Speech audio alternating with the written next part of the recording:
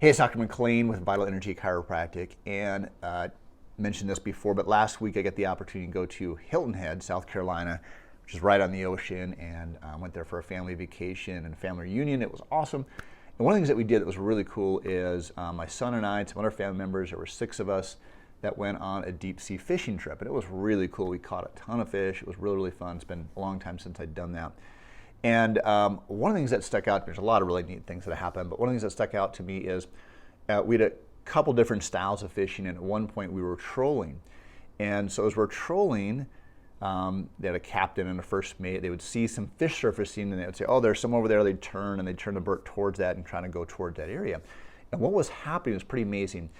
Sometimes you could get real close to the boat, and you would actually see this happening. So you'd have these bigger fish that were bluefish and Spanish mackerel, from what I understand, fairly large fish, and they would be chasing these bait fish, these tiny minnows, these schools of bait fish, and they were chasing them to eat them, of course.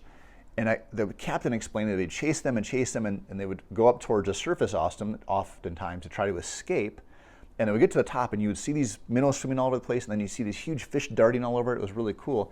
And then on top of that, oftentimes you would see these birds. I think they were seagulls, if I remember right, 40 or 50 birds that would come down, again, to take advantage of these minnows that have been driven up to the top. And so they would eat these minnows. Now, I'm not an ecologist, but I can imagine that was all designed, I believe by God, but whatever you believe designed the universe, to on purpose, meaning that you'd have these minnows. Some of those weren't quite as fast, quite as strong, and they would be caught by the fish or the birds.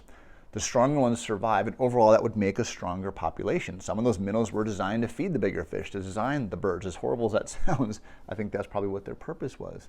And it's all interconnected. And so if we look at the environment as a whole, it's all connected. It's really mind-blowing when you can, and I don't totally understand, but when you really look in the depths of that. So how do we look at that with our health? You have to understand that your body was designed very, very, very purposefully, okay?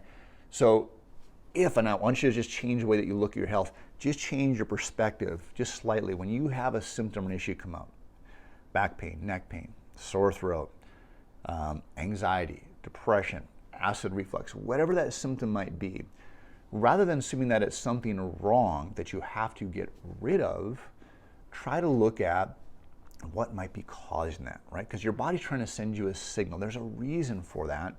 And rather than just try to treat it with a drug or a surgery or some type of therapy to try to get rid of it, try to really understand what the cause of the problem might be. Is there some missing ingredients with your health that you're not doing? Are you not getting adjusted on a regular basis, doing your spinal rehab? Are you putting toxic food into your body? So remember that these things show up in the absence of health. And I'm not talking about being perfect, of course. We're not all going to eat perfectly. It's almost impossible to do that these days. But we can eat better maybe than we are right now. We could exercise better than we are right now, or maybe just start exercising.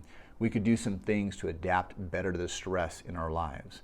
So rather than look at those things as a problem, look at it as an opportunity, and know that if you can solve that problem, you're going to be stronger as a whole, rather than try to again treat it and get rid of the symptom. Now, it may take, in the beginning, it's going to take more time and more effort. It's typically a lot less cost than it is to take a medication or do a surgery, but it's going to take more effort and energy on your part.